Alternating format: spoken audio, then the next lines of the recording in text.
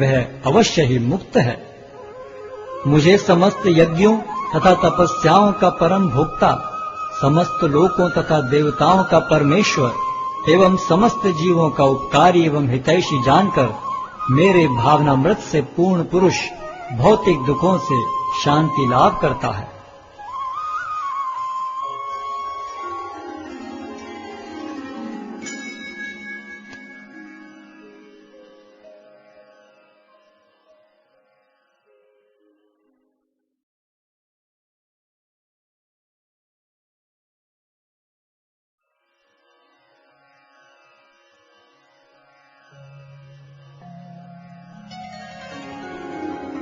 अध्याय 6 ध्यान योग। श्री भगवान ने कहा, जो पुरुष अपने कर्म फल के प्रति अनासक्त है और जो अपने कर्तव्य का पालन करता है, वही सन्यासी और असली योगी है। वह नहीं जो न तो अग्नि जलाता है और न कर्म करता है। हे पांडुपुत्र, जिसे सन्यास कहते हैं उसे ही तुम योग अर्थात पर ब्रह्म से युक्त होना जानो, क्योंकि इंद्रिय तृप्ति के लिए इच्छा को त्यागे बिना कोई कभी योगी नहीं हो सकता। अष्टांग योग के नवसाधक के लिए कर्म साधन कहलाता है और योग सिद्ध पुरुष के लिए समस्त भौतिक कार्यकलापों का परित्याग ही साधन कहा जाता है। जब कोई पुरुष समस्त भौतिक इच्छाओं का त्याग करके न तो इंद्रिय तृप्ति के लिए कार्य करता है और न सकाम कर्मों में प्रवृत्त होता है, तो वह योगारूढ़ कहलाता है। मनुष्य को चाहिए कि अपने मन की सहायता से अपना उद्धार करे और अपने को नीचे न गिरने दे। यह मन बद्ध जीव का मित्र भी है और शत्रु भी। जिसने मन को जीत लिया है उसके लिए मन सर्वश्रेष्ठ मित्र है, किंतु जो ऐसा नहीं कर पाया उसके लिए मन सबसे बड़ा शत्रु बना रहेगा। जिसने मन को जीत लिया है उसने पहले ही परमात्मा को प्राप्त कर लिया है, क्योंकि उसने शांति प्राप्त कर ली है। ऐसे पुरुष के लिए सुख दुख, सर्दी गर्मी एवं मान अपमान एक से हैं। वह व्यक्ति आत्म साक्षात्कार को प्राप्त तथा योगी कहलाता है, जो अपने अर्जित ज्ञान तथा अनुभूति से पूर्णतया संतुष्ट रहता है। ऐसा व्यक्ति अध्यात्म को प्राप्त तथा जितेंद्रिय कहलाता है। वह सभी वस्तुओं को, चाहे वे कंकड़ हो, पत्थर हो या कि सोना, एक समान देखता है। जब मनुष्य निष्कपट हितैषियों, प्रिय मित्रों, तटस्थों, मध्यस्थों, ईर्ष्यालुओं, शत्रुओं तथा मित्रों, पुण्यात्माओं एवं पापियों को समान भाव से देखता है, तो वह और भी उन्नत माना जाता है। योगी को चाहिए कि वह सदैव अपने शरीर, मन तथा आत्मा को परमेश्वर में लगाए, एकांत स्थान में रहे और बड़ी सावधानी के साथ अपने मन को वश में करे। उसे समस्त आकांक्षाओं तथा संग्रह भाव की इच्छाओं से मुक्त होना चाहिए। योगाभ्यास के लिए योगी एकांत स्थान में जाकर भूमि पर कुशा बिछा दे और फिर उसे मृगछाला से ढके तथा ऊपर से मुलायम वस्त्र बिछा दे। आसन न तो बहुत ऊंचा हो न बहुत नीचा, यह पवित्र स्थान में स्थित हो। योगी को चाहिए कि इस पर दृढ़ता पूर्वक बैठ जाए और मन, इंद्रियों तथा कर्मों को वश में करते हुए तथा मन को एक बिंदु पर स्थित करके हृदय को शुद्ध करने के लिए योगाभ्यास करे। योगाभ्यास करने वाले को चाहिए कि वह अपने शरीर, गर्दन तथा सिर को सीधा रखे और नाक के अगले सिरे पर दृष्टि लगाए। इस प्रकार वह अविचलित तथा दमित मन से, भय रहित, विषयी जीवन से पूर्णतया मुक्त होकर अपने हृदय में मेरा चिंतन करे और मुझे ही अपना चरम लक्ष्य बनाए। इस प्रकार शरीर, मन तथा कर्म में निरंतर संयम का अभ्यास करते हुए संयमित मन वाले योगी को इस भौतिक अस्तित्व की समाप्ति पर भगवत धाम की प्राप्ति होती है। हे अर्जुन, जो अधिक खाता है या बहुत कम खाता है, जो अधिक सोता है अथवा जो पर्याप्त नहीं सोता, उसके योगी बनने की कोई संभावना नहीं है। जो खाने, सोने, आमोद प्रमोद तथा काम करने की आदतों में नियमित रहता है, वह योगाभ्यास द्वारा समस्त भौतिक क्लेशों को नष्ट कर सकता है। जब योगी योगाभ्यास द्वारा अपने मानसिक कार्यकलापों को वश में कर लेता है और अध्यात्म में स्थित हो जाता है, अर्थात समस्त भौतिक इच्छाओं से रहित हो जाता है, तब वह योग में सुस्थिर कहा जाता है। जिस प्रकार वायु रहित स्थान में दीपक हिलता डुलता नहीं, उसी तरह जिस योगी का मन वश में होता है वह आत्म तत्व के ध्यान में सदैव स्थिर रहता है। सिद्धि की अवस्था में, जिसे समाधि कहते हैं, मनुष्य का मन योगाभ्यास के द्वारा भौतिक मानसिक क्रियाओं से पूर्णतः संयमित हो जाता है। इस सिद्धि की विशेषता यह है कि मनुष्य शुद्ध मन से अपने को देख सकता है और अपने आप में आनंद उठा सकता है। उस आनंदमय स्थिति में वह दिव्य इंद्रियों द्वारा असीम दिव्य सुख में स्थित रहता है। इस प्रकार स्थापित मनुष्य कभी सत्य से विपत नहीं होता और इस सुख की प्राप्ति हो जाने पर वह इससे बड़ा कोई दूसरा लाभ नहीं मानता। ऐसी स्थिति को पाकर मनुष्य बड़ी से बड़ी कठिनाई में भी विचलित नहीं होता। यह निस्संदेह भौतिक संसर्ग से उत्पन्न होने वाले समस्त दुखों से वास्तविक मुक्ति है। मनुष्य को चाहिए कि संकल्प तथा श्रद्धा के साथ योगाभ्यास में लगे और तब से विचलित न हो। उसे चाहिए कि मनोधर्म से उत्पन्न समस्त इच्छाओं को निरपवाद रूप से त्याग दे और इस प्रकार मन के द्वारा सभी ओर से इंद्रियों को वश में करे। धीरे धीरे क्रमशः पूर्ण विश्वास पूर्वक बुद्धि के द्वारा समाधि में स्थित होना चाहिए और इस प्रकार मन को आत्मा में ही स्थित करना चाहिए और अन्य कुछ भी नहीं सोचना चाहिए। मन अपनी चंचलता तथा अस्थिरता के कारण जहाँ कहीं भी विचरण करता हो, मनुष्य को चाहिए कि उसे वहां से खींचे और अपने वश में लाए। जिस योगी का मन मुझ में स्थिर रहता है वह निश्चय ही दिव्य सुख की सर्वोच्च सिद्धि प्राप्त करता है। वह रजोगुण से परे हो जाता है। वह परमात्मा के साथ अपनी गुणात्मक एकता को समझता है और इस प्रकार अपने समस्त विगत कर्मों के फल से निवृत्त हो जाता है। इस प्रकार योगाभ्यास में निरंतर लगा रहकर आत्म संयमी योगी समस्त भौतिक कर्म से मुक्त हो जाता है और भगवान की दिव्य प्रेम भक्ति में परम सुख प्राप्त करता है। वास्तविक योगी समस्त जीवों में मुझको और मुझ में समस्त जीवों को देखता है। निस्संदेह स्वरूप सिद्ध व्यक्ति मुझ परमेश्वर को सर्वत्र देखता है। जो मुझे सर्वत्र देखता है और सब कुछ मुझ में देखता है, उसके लिए न तो मैं कभी अदृश्य होता हूँ और न वह मेरे लिए दृश्य होता है। जो योगी मुझे तथा परमात्मा को अभिन्न जानते हुए परमात्मा की भक्ति पूर्वक सेवा करता है, वह हर प्रकार से मुझ में सदैव स्थित रहता है।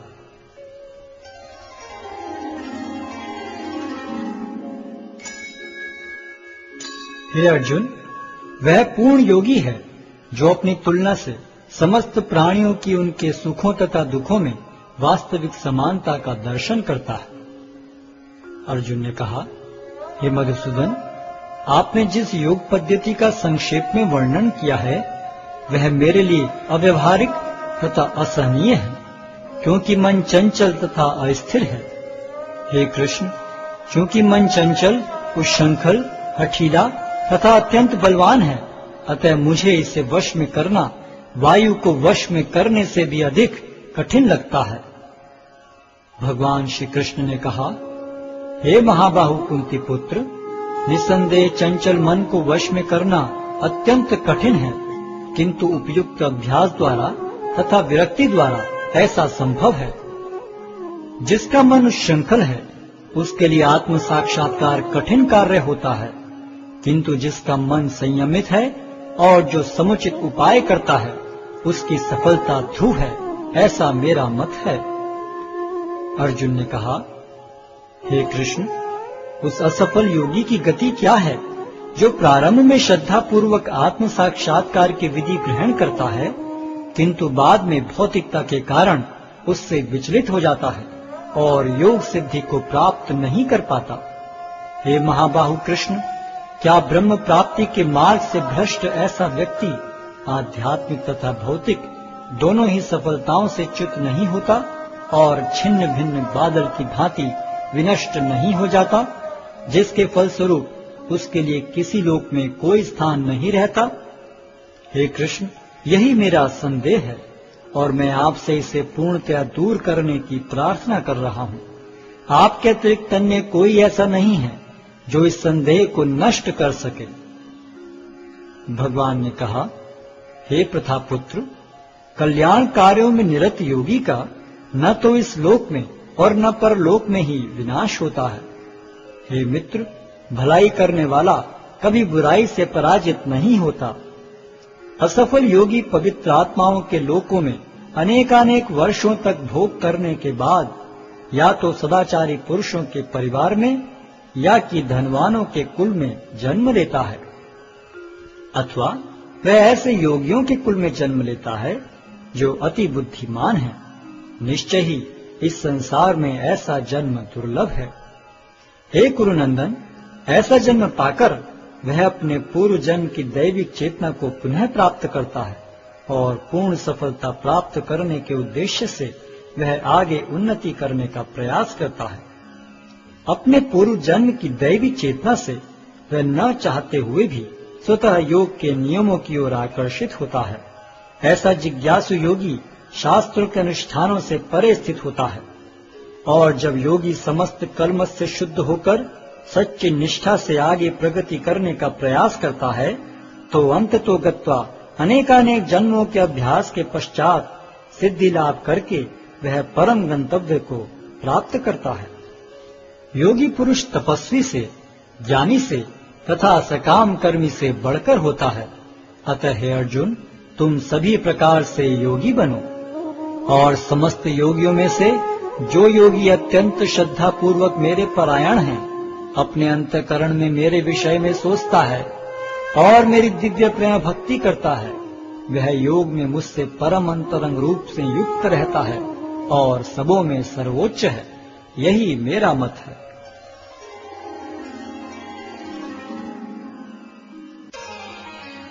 अध्याय 7 भगवत ज्ञान।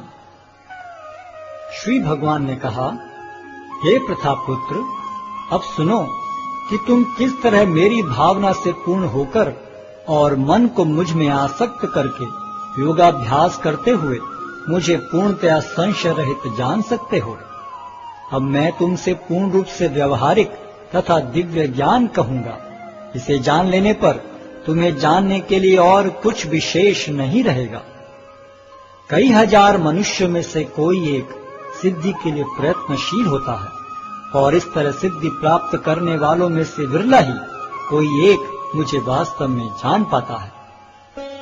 पृथ्वी, जल, अग्नि, वायु, आकाश, मन, बुद्धि तथा अहंकार, ये 8 प्रकार से विभक्त मेरी अपरा प्रकृतियां हैं।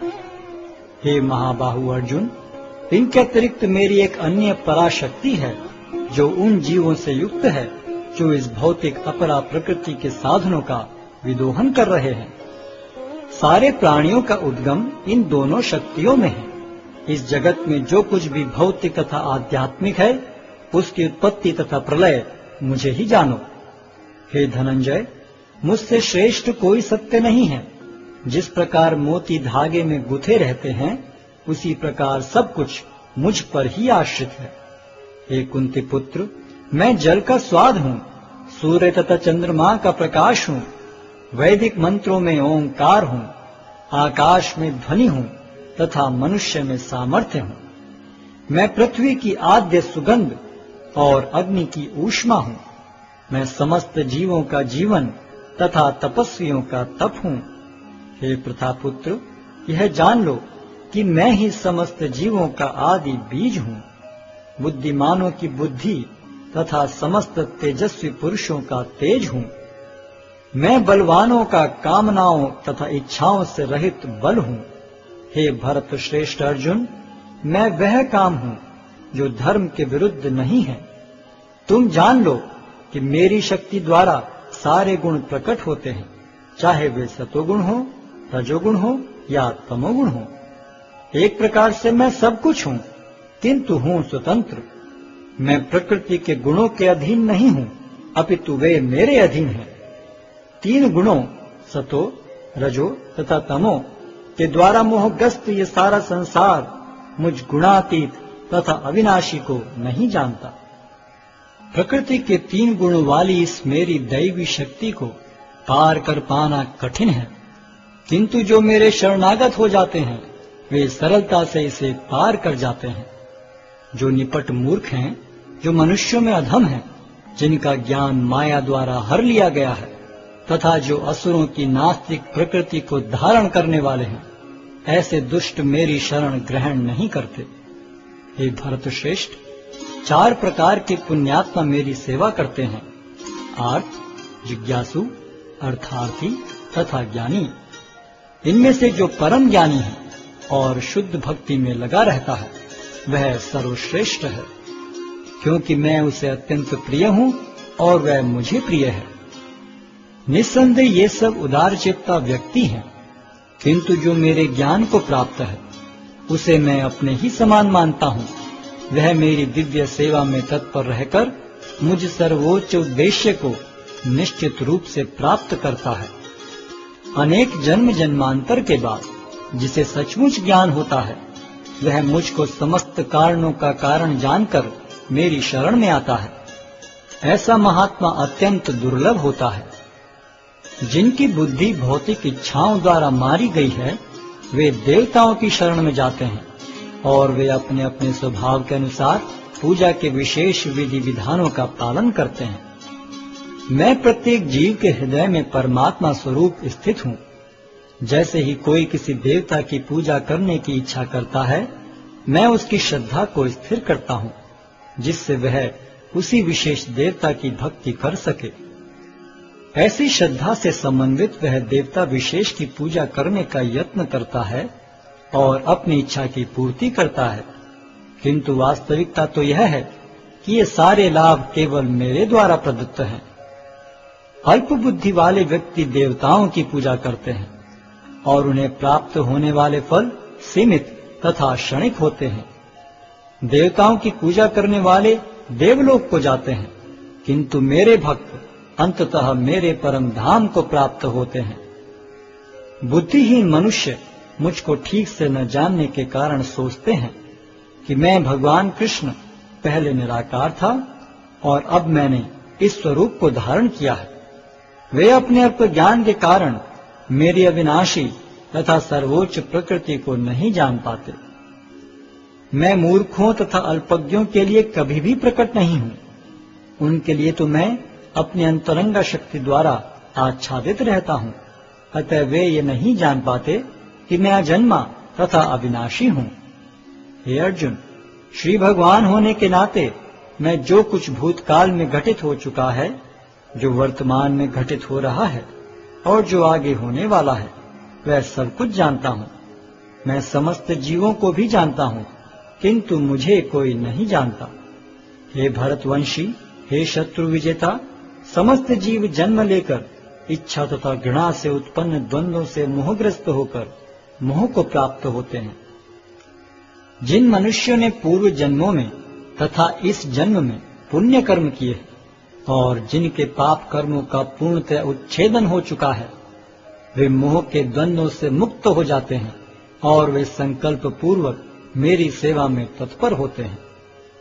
जो जरा तथा मृत्यु से मुक्ति पाने के लिए यत्नशील रहते हैं, वे बुद्धिमान व्यक्ति मेरी भक्ति की शरण ग्रहण करते हैं। वे वास्तव में ब्रह्म हैं, क्योंकि वे दिव्य कर्मों के विषय में पूरी तरह से जानते हैं। जो मुझ परमेश्वर को मेरी पूर्ण चेतना में रहकर मुझे जगत का, देवताओं का तथा समस्त यज्ञ विधियों का नियामक जानते हैं, वे अपनी मृत्यु के समय भी मुझ भगवान को जान और समझ सकते हैं।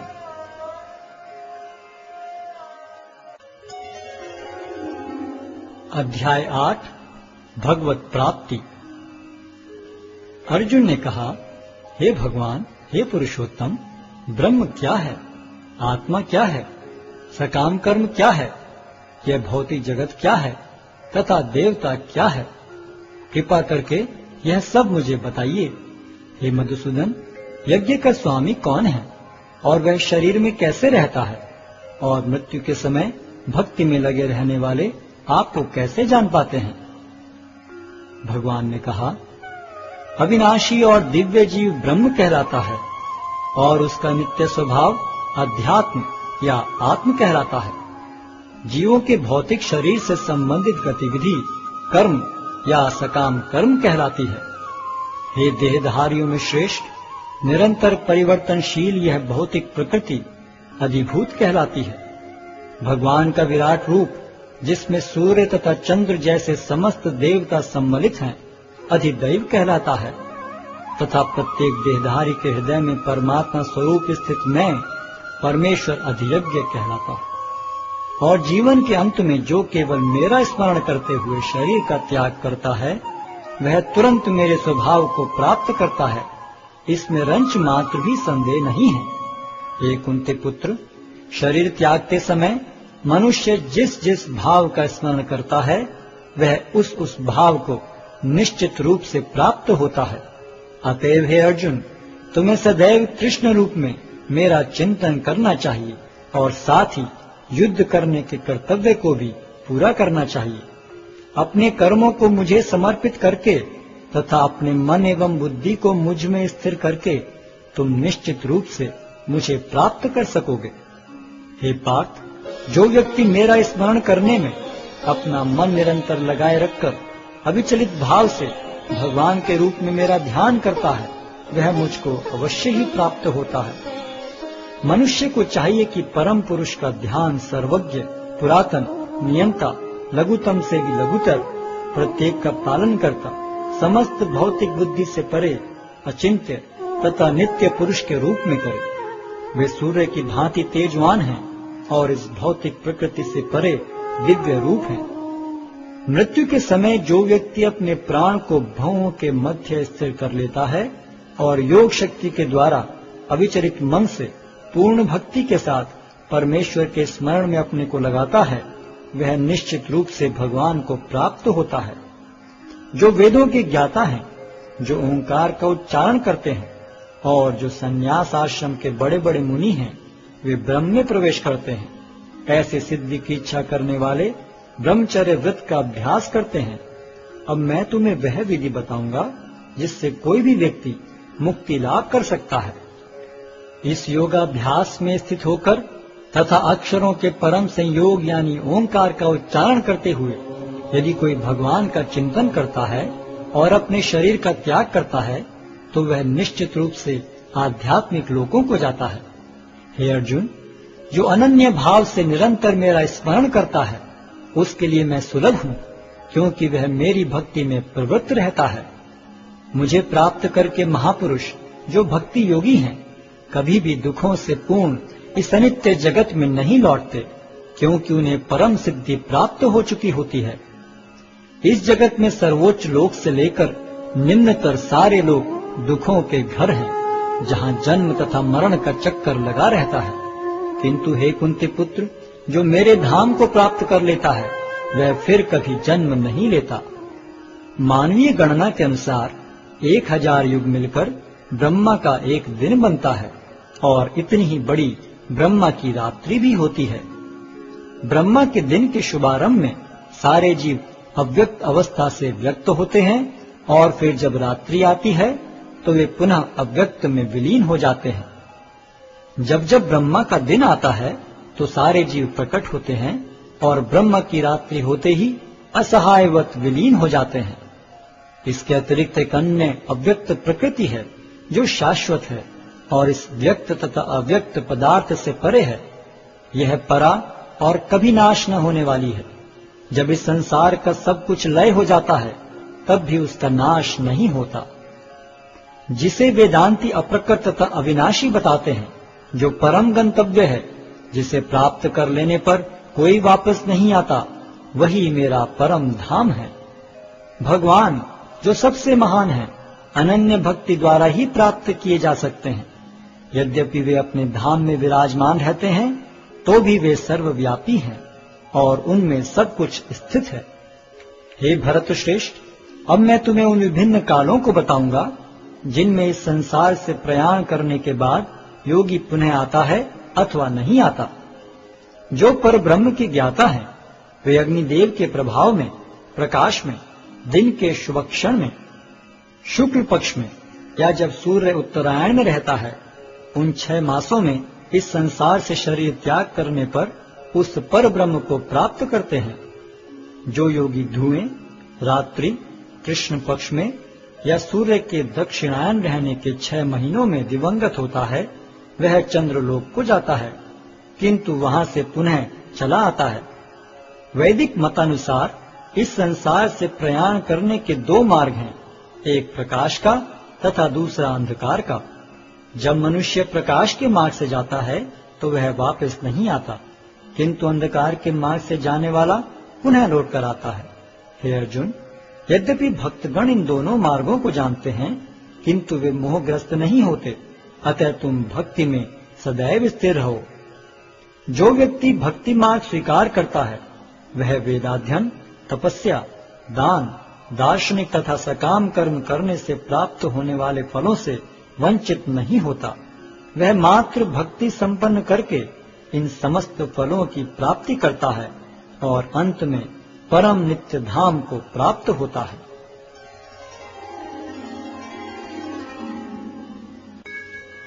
अध्याय 9 परम गुह्य ज्ञान।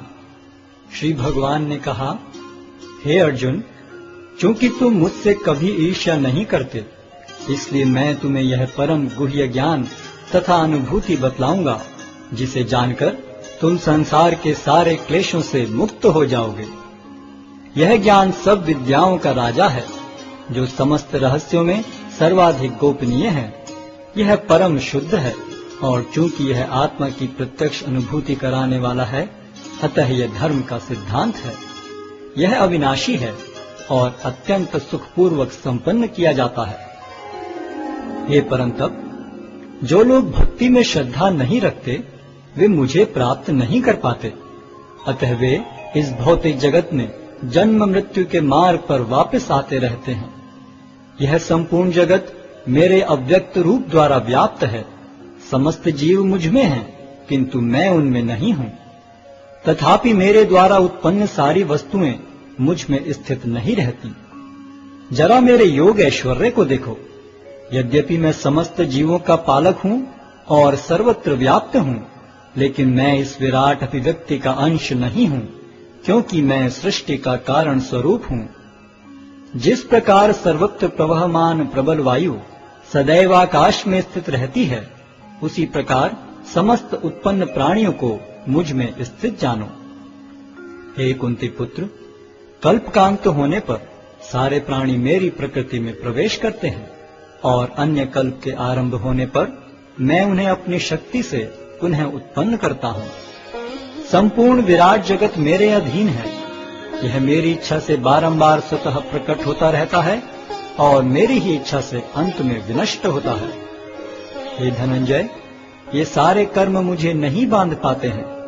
मैं उदासीन की भांति इन सारे भौतिक कर्मों से सदैव विरक्त रहता हूँ। हे कुंती पुत्र, यह भौतिक प्रकृति मेरी शक्तियों में से एक है और मेरी अध्यक्षता में कार्य करती है, जिससे सारे चर तथा अचर प्राणी उत्पन्न होते हैं। इसके शासन में यह जगत बारंबार सृजित और विनष्ट होता रहता है।